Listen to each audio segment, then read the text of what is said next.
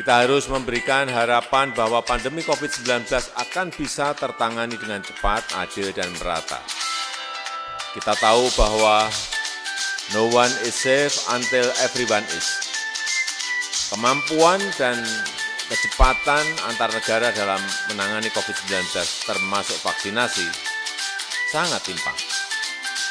Politisasi dan diskriminasi terhadap vaksin masih terjadi.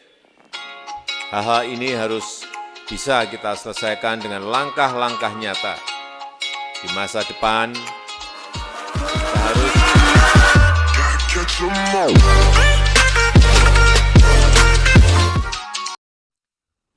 Yang Mulia Presiden Majelis Umum PBB, Yang Mulia Sekretaris Jenderal PBB, Yang Mulia para pemimpin negara anggota PBB. Hasil sidang Majelis Umum PBB ini ditunggu oleh masyarakat dunia untuk menjawab kegelisahan utama dunia. Kapan masyarakat akan terbebas dari pandemi? Kapan perekonomian akan segera pulih dan tumbuh inklusif? Bagaimana menjamin ketahanan planet ke depan? Serta kapan dunia akan terbebas dari konflik, terorisme, dan perang? Melihat perkembangan dunia sampai sekarang ini, banyak hal yang harus kita lakukan bersama-sama. Pertama, kita harus memberikan harapan bahwa pandemi COVID-19 akan bisa tertangani dengan cepat, adil, dan merata.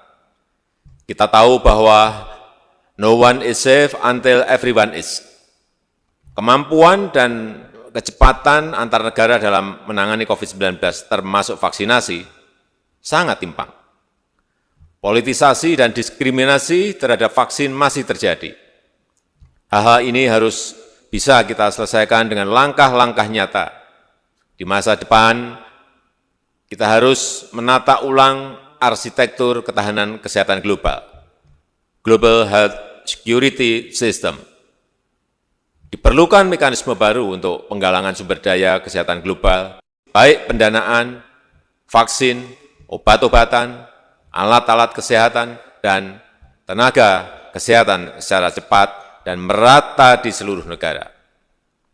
Diperlukan standarisasi protokol kesehatan global dalam hal aktivitas lintas batas negara.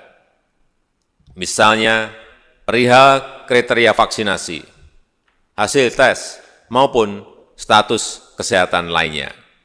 Kedua, pemulihan perekonomian global hanya bisa berlangsung jika pandemi terkendali dan antar negara bisa bekerja sama dan saling membantu untuk pemulihan ekonomi.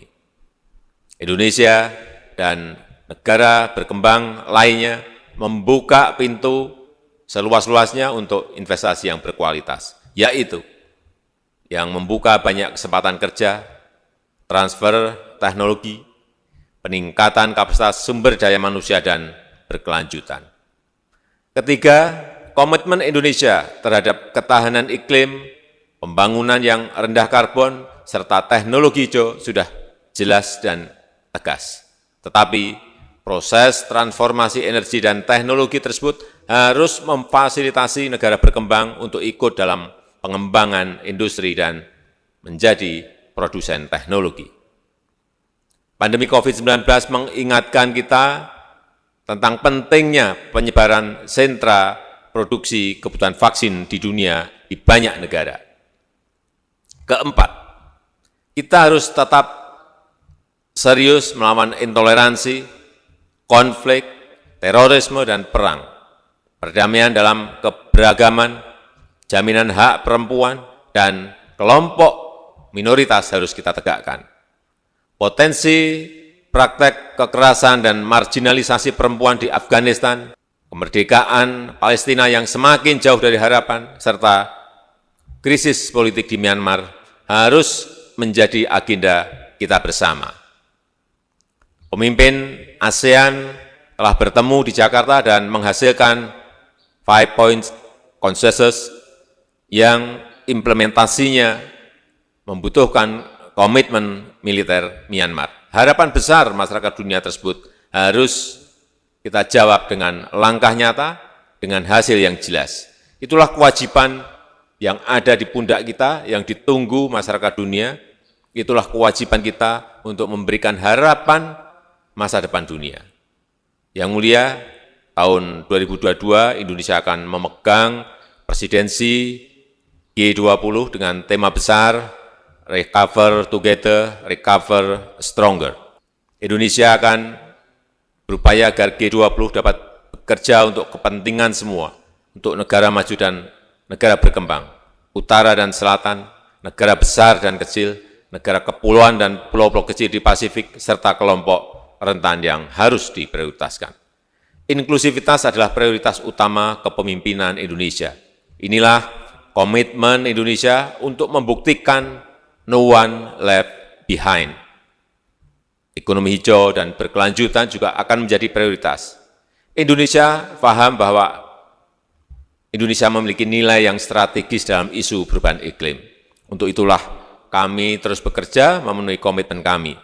Pada tahun 2020 Indonesia telah berhasil menurunkan kebakaran hutan sebesar 82% dibanding tahun-tahun sebelumnya.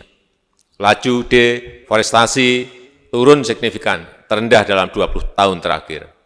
Dan dalam tatanan global, Indonesia ingin mengedepankan burden sharing, berbagi beban. Menghadapi agenda bersama dunia yang sangat berat, Indonesia kembali menyampaikan harapan dan dukungannya terhadap multilateralisme. Sudah mendesak bagi kita untuk mengawal multilateralisme yang efektif dengan kerja dan hasil yang konkret. Let us work together to recover together, recover stronger.